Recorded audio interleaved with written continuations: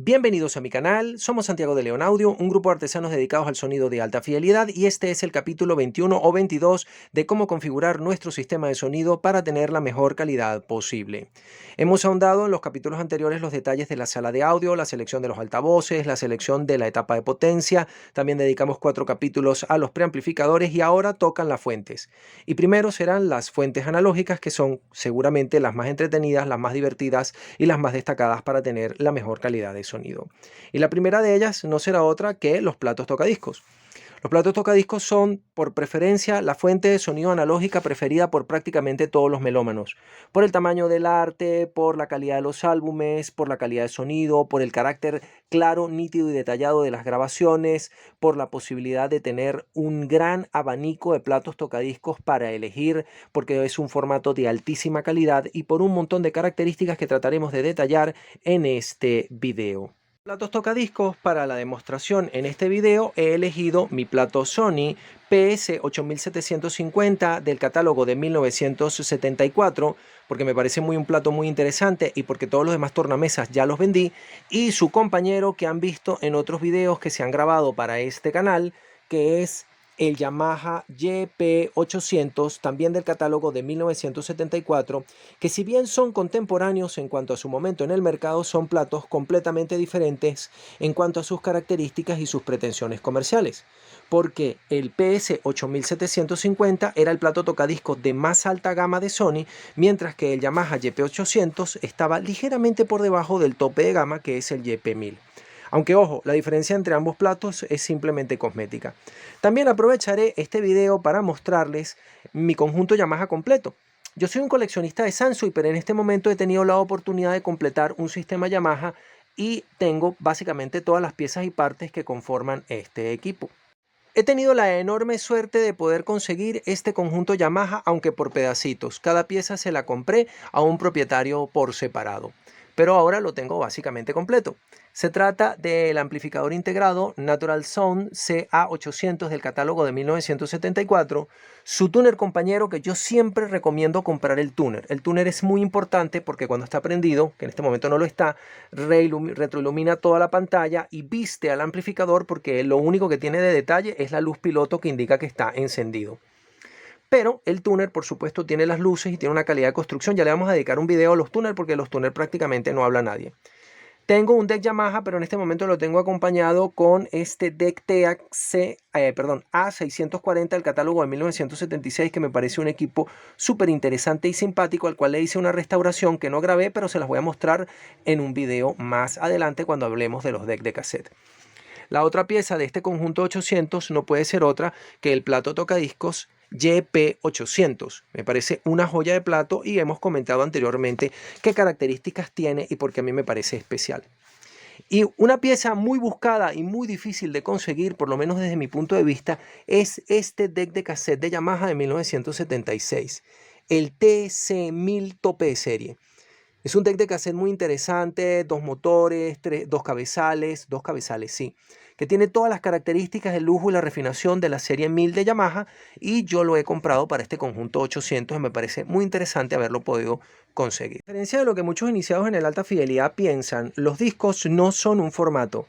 Los discos forman parte de una amplísima familia de formatos que se fue desarrollando desde 1920, por poner una fecha, hasta 1947-1948.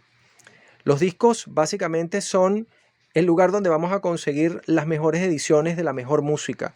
Philips Decca Record con sus grabaciones de alta fidelidad para música instrumental y música clásica, las grandes colecciones de álbumes de música clásica que se podían conseguir en packs como este y otros tantos que vendí, y por supuesto la recopilación de las grandes disqueras como Atlantic Records, como Pearlphone o como las grabaciones japonesas, que tenían una altísima calidad de grabación. Lo que les estoy mostrando no es el caso porque la mayor parte de los discos que yo tengo fueron prensados en Venezuela y no tienen la mejor calidad de sonido. Así que antes de empezar a hablar del formato, vamos a tener que hablar directamente de las pastas. Por lo menos en Venezuela, las pastas no eran de buena calidad. El paso de la grabación no era de buena calidad.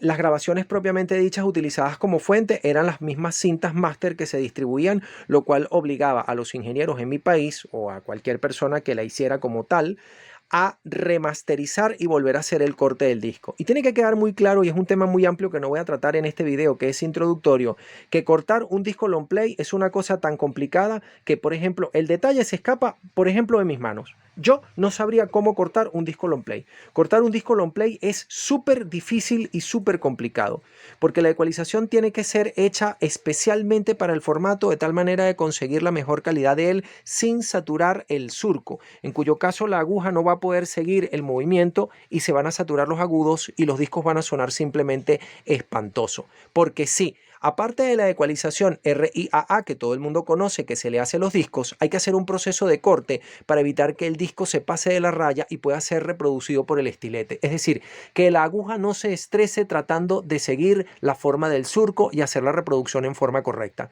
Muchos discos que fueron grabados en Venezuela en realidad están saturados y una aguja elíptica como la que yo usaba, una Shure M70, M75, era incapaz de leerlos correctamente, al menos que le pusieras una masa de apoyo de más de 3 o 4 gramos, cosa que es un completo disparate. Los primeros discos en los que se comercializó música fueron los discos, hasta donde yo sé, claro, eran los discos Shellac, de 78 y tal revoluciones por minuto, con surco tamaño estándar que tenían que ser leídos con una púa de acero, y la amplificación del sonido se hacía con una enorme trompeta que se colocaba aquí en la parte final donde iba el brazo. Entonces terminaba el brazo y aquí se montaba una enorme trompeta que amplificaba el sonido en forma acústica, como los modernos amplificadores de sonido que se le ponen a los teléfonos celulares y que no tienen conexión eléctrica. Esos discos no tenían ecualización, creo que tenían un diámetro de 10 pulgadas y el sonido pues era lo que podía ser, era un sonido simplemente espantoso. Hay una escena muy interesante en la que presentan un perol de estos en el baile de una de las secuencias de Harry Potter y tal cosa. Y sí ha aparecido en varias películas y es interesante. Suena horrible, yo los he oído y no tienen gran cosa. Pronto empezaron a salir unos discos que se le parecían mucho pero que tenían ecualización. Creo que el mismo disco Shellac llegó a tener ecualización. Porque si bien la electrónica arranca con el tubo Audion de 1906-1907, cierto es que la electrónica no se populariza sino durante la Segunda Guerra Mundial, en los años 30. Entonces ya para los años 40 era posible conseguir un radio pick-up o un receptor de radio valvular con varias bandas de onda corta y con un poquito de potencia, que tenía por detrás una conexión RCA con la que se podía conectar un plato tocadiscos que no tenía la trompeta grandota, sino que requería de amplificación electrónica. En aquella época empezaron a usarse unos cartuchos o cápsulas de cristal de cuarzo piezoeléctrico que inducían una señal tan grande que hacía que su amplificación fuese muy sencilla. En general, este tipo de discos se utilizaron un montón de tiempo y cada fabricante de discos, cada disquera de cada país tenía ecualizaciones y fórmulas diferentes. Me explico. Por eso es que yo digo que los discos son una familia de formatos y no un formato en particular. Los discos de Decca Records o de Philips giraban a una velocidad, los de General Electric a otra, los de RCA Records, RCA Victor giraban a otra velocidad, todos tenían diferentes niveles de grabación, todos tenían surcos de distintos tamaños, todos tenían características técnicas que los hacían incompatibles, hasta que finalmente en 1948 Columbia Records dice que se tiene que acabar la guachafita y lograr la normalización. En 1948, la casa Columbia Records de los Estados Unidos, obstinada de la guachafita, decidió normalizar un solo formato. Y este formato tendría toda la experiencia que había sido acumulada de todos los errores y todas las estupideces que se habían cometido en la formulación de la ecualización, tamaño, forma, velocidad de los discos, el tipo de surco, la forma en la que estaban orientadas las grabaciones y un montón de tonterías más. La experimentación del sonido estereofónico había comenzado ya en los años 30, porque ellos se habían dado cuenta de que el sonido estereofónico se podía grabar con solo 2 canales y eso era suficiente y la técnica tenía que estar lista en algún momento, y eso ofrecía sobre todo la oportunidad a los espectadores de la música grabada identificar en qué lugar se encontraban los instrumentos en el escenario sonoro cuando se oía una orquesta de cámara grabada en vivo. De esta manera, Columbia Records incorporó que el sonido estereofónico tenía que estar incluido en el nuevo formato. El nuevo formato tendría 2 canales y al principio trataron de grabar con 2 agujas e incluso con 2 brazos. Aquello, por supuesto, era un completo disparate que no terminaba de funcionar como ellos se imaginaban que debía de hacerlo. Pero pronto se les ocurrió la idea. En cada cara del surco, los surcos tienen como la forma de una huella triangular y en cada cara del surco se podía grabar un canal. Entonces, en el rostro, en la cara o en la superficie derecha se iba a grabar el canal derecho y en la superficie izquierda se iba a grabar el canal izquierdo.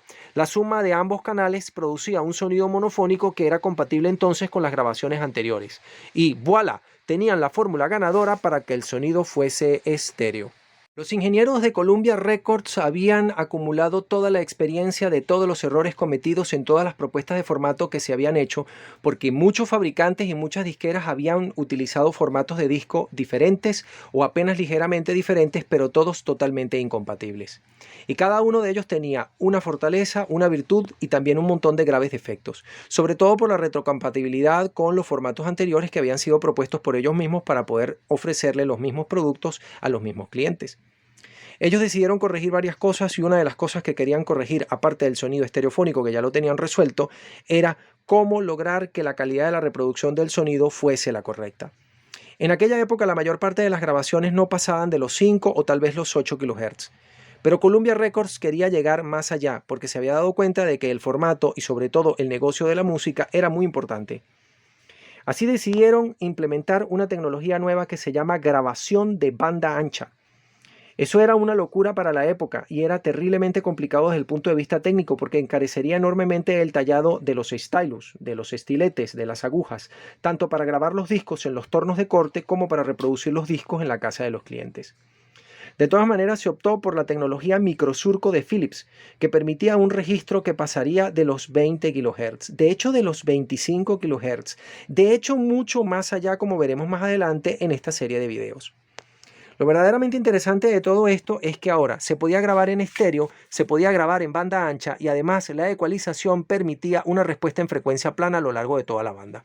Lo de la ecualización sí fue un cuento, porque todo el mundo votó a favor y en contra y nadie estaba de acuerdo, porque una fórmula de ecualización podría hacer al nuevo disco compatible con los productos de alguna disquera e incompatible con los productos de otra. Nada, no era un problema puramente técnico, era un problema político y había que resolverlo de alguna manera. El problema estaba en que los primeros discos trataron de grabarse con la respuesta en frecuencia completamente plana. Y la respuesta en frecuencia completamente plana hacía que el surco fuese muy grande para los bajos y muy fino para los agudos.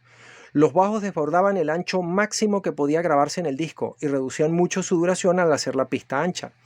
Pero los agudos tenían otro problema, quedaban enmascarados por el ruido de fondo que se producía entre el roce que hay entre el estilete que lee el surco y la propia superficie del surco. El desastre era total y por supuesto alguna solución tenía que plantearse. Ya antes todas las disqueras habían intentado ecualizaciones, como atenuar los bajos o ecualizarlos, acentuar los agudos o ecualizarlos, o hacer una combinación de las dos cosas, con frecuencias de corte que normalmente eran arbitrarias y elegidas a gusto del consumidor por el ingeniero que trataba de hacer el corte y no eran las mismas para todos los discos. Nada, que el desastre estaba asegurado.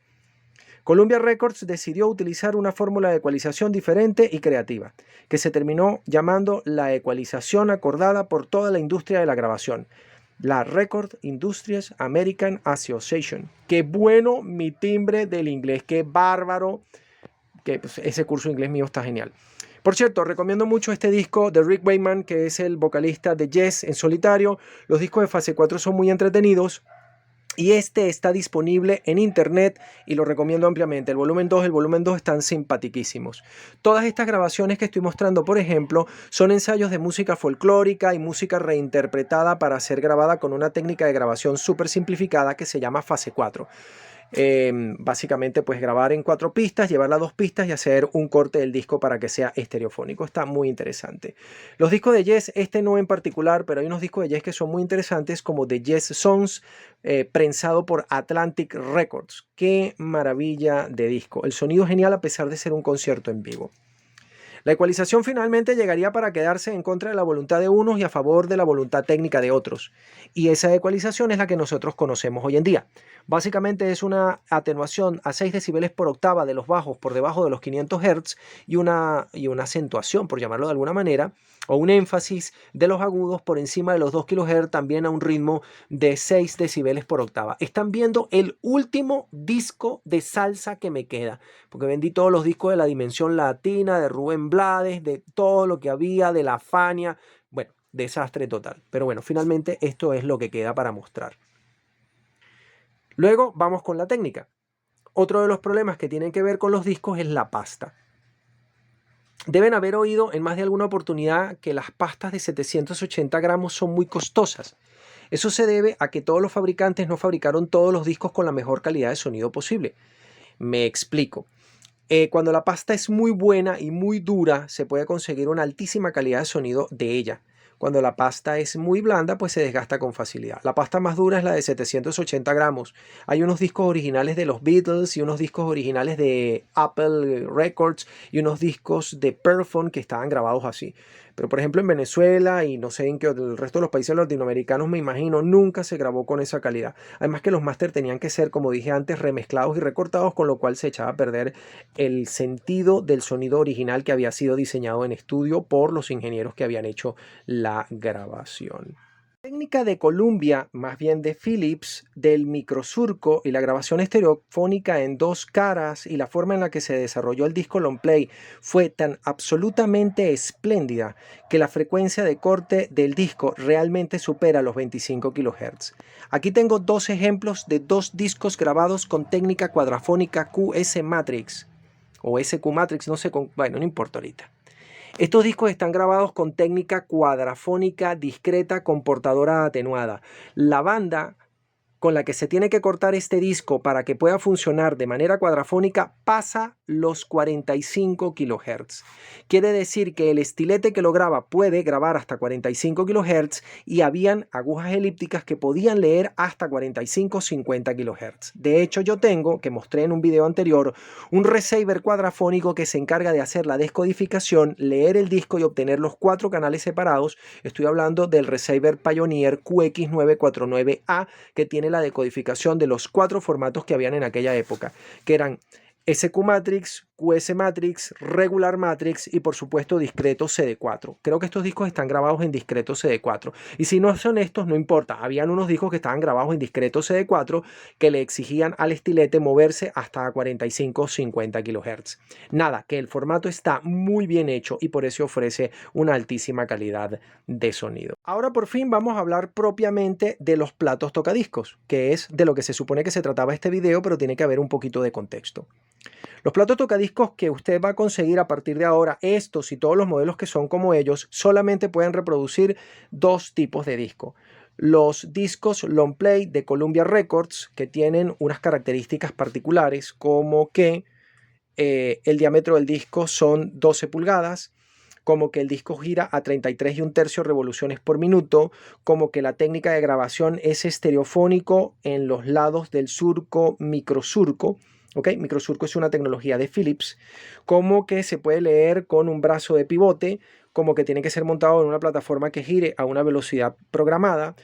Y también están los discos un poquito más pequeños, creo que de 8 pulgadas, que son los single de 45 revoluciones por minuto, pero este plato tocadiscos, por ejemplo, y todos los platos que ustedes van a conseguir, tienen la opción de reproducir los discos de 33 1/3 y de 45 revoluciones por minuto y de ajustarles un poco la velocidad en caso de que tal cosa no esté perfecta. Aquí está el pitch, la ventana del pitch con la que se puede ajustar a precisión la velocidad. Y nada, esto es mi plato Yamaha que hemos mostrado antes, el YP800. He pensado en montar música. De hecho, en mi canal de Instagram traté de montar unos videos donde hacía la demostración rapidito de cómo podía grabar un deck de cassette y me cortaron el video por violación de derechos de autor, así que no lo voy a intentar aquí, a ver si me meto en otra dificultad mayor. Hablando un poquito en detalle respecto a la propia técnica de los platos tocadiscos y que se me ha perdido la alfombra que lleva él, que no sé dónde demonios está, este sí la tiene, esta es la alfombrilla, bueno, no se llama alfombrilla siempre, pero sí la tiene, pero el otro no la tiene, no sé por qué. Vamos a empezar por el principio. ¿Cuáles son las características en las que nosotros nos tenemos que fijar en un plato tocadiscos y que define la calidad de sonido de un plato? Bueno, sucede que un plato es un poco como los altavoces. En los altavoces hay que estar pendientes de la acústica, de los materiales con los que está construido, de la forma en la que está suspendido, de la forma en la que funciona. En los amplificadores nada se mueve, en los tuners nada se mueve, en los nuevos lectores de unidades lógicas de música pues nada se mueve, pero en los platos tocadiscos todo es vibración y amortiguación, así que son unos equipos muy acústicos. De hecho, hay un foro chileno en el que ellos muestran cómo, bueno, lo vi en un foro chileno, deben haber más, en el que ellos muestran cómo agarran unos platos tocadiscos Lenco de plataforma de acero estampado y les hacen un plinto nuevo, muy pesado, lo rellenan con material absorbente acústico, tratan de darle acabado al plato para que funcione de la mejor manera posible, etc. Porque un plato tocadiscos es muy parecido a un altavoz en cuanto a los cuidados que hay que tener con él, las reglas de la acústica que los hacen funcionar, nada, que es un micrófono montado en una caja, todo vibra y todo suena y hay que estar pendiente de eso. A diferencia del resto del equipamiento electrónico que tengamos en nuestra instalación de audio de alta fidelidad, la instalación de los platos tocadiscos reviste alguna mayor dificultad porque no funcionan de cualquier manera y en cualquier sitio. Si bien un amplificador, un preamplificador e incluso unos altavoces, aunque ya dediqué 7 videos a explicar que no siempre funciona, se pueden instalar en cualquier sitio, sobre cualquier mesa y de cualquier manera, los platos tocadiscos son más sensibles a la forma en la que se los instala. Otra fuente por contraste, por ejemplo, podría ser ese deck de cassette, que también es Yamaha. Ese deck de cassette y cualquier otro deck de cassette se puede montar en cualquier mesa, en cualquier posición y de cualquier forma y va a funcionar perfectamente. Y no hay ningún problema con él. Pero con los platos tocadiscos la cosa no va así. Por ejemplo, un tuner lo único que nos va a pedir es que no lo coloquemos cerca de una fuente de interferencia, porque como él está diseñado para trabajar con señales muy pequeñas, si se inducen dentro de él señales grandes, puede echar a perder por completo el comportamiento del equipo e impedirle funcionar correctamente y solamente vamos a oír estática. En un deck de cassette la cosa es diferente porque si bien él también trabaja con señales muy pequeñas, las señales las induce el cabezal que está dentro del equipo y está perfectamente blindado dentro de una jaula de Faraday. Tampoco es importante la posición en la que coloquemos en el equipo porque de hecho te indica el propio manual de servicio que lo puedes colocar en cualquier posición, que funciona de cualquier manera y que no es sensible a esa clase de cosas. Pero con un plato tocadiscos la historia es distinta. Por ejemplo, nunca se lo podría montar como yo lo he colocado encima de un amplificador integrado como yo mencioné en el video en el que criticaba al Technics 1200. También es una terrible torpeza montarlo justamente encima de los altavoces como yo lo tengo colocado para este video. No se puede utilizar así. De hecho, yo no tengo estos platos en servicio porque en este momento no tengo un mueble correcto para colocarlos. Esto es importante. El plato tocadiscos tiene un funcionamiento mecánico y acústico que es complejo e importante. Por lo tanto, es forzosamente necesario colocarlo en la mejor mesa posible que lo deje completamente inmovilizado. Por eso muchos entusiastas de alta fidelidad han tenido la deferencia de comprar para su plato tocadiscos una mesa o mandar a hacer una mesa o colocar encima de la mesa un tope de mármol muy pesado que evite que la plataforma sobre la que se coloca el plato vibre. Estos cuidados son necesarios solamente con los preamplificadores valvulares, con algunos open rail que podría ser interesante, forzosamente necesario con los platos tocadiscos y ningún otro equipo te va a perder ese auxilio a la suspensión mecánica de él. Pero los platos sí. Hay que colocarlos en una mesa de madera grande, con espacio, pesada, rígida y que no vibre. Y si eso no es posible, adicionalmente suspenderlos con, por ejemplo, hay gente que fabrica una base de marmolina un poco más grande que el plato o de cemento. Si usted no dispone del dinero para marmolina, el cemento funciona perfectamente o el yeso blanco. Sería una pieza de 50 centímetros por 50 centímetros por 5 centímetros de alto, vaciada en yeso para colocar el plato tocadiscos encima. La otra es la alineación. Los platos tocadiscos tienen que ser alineados con un nivel de albañil. En el caso particular de este Yamaha YP800, él trae las 4 patas ajustables y trae su propia gota de nivel. Es muy importante porque solo cuando el plato está perfectamente balanceado puede hacer su trabajo correctamente el brazo, tema que trataremos en un siguiente video.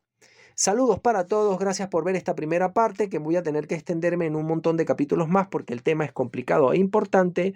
Desde Caracas, Venezuela, saludos para todos, gracias por ver y vamos a ver cómo salimos de la guerra.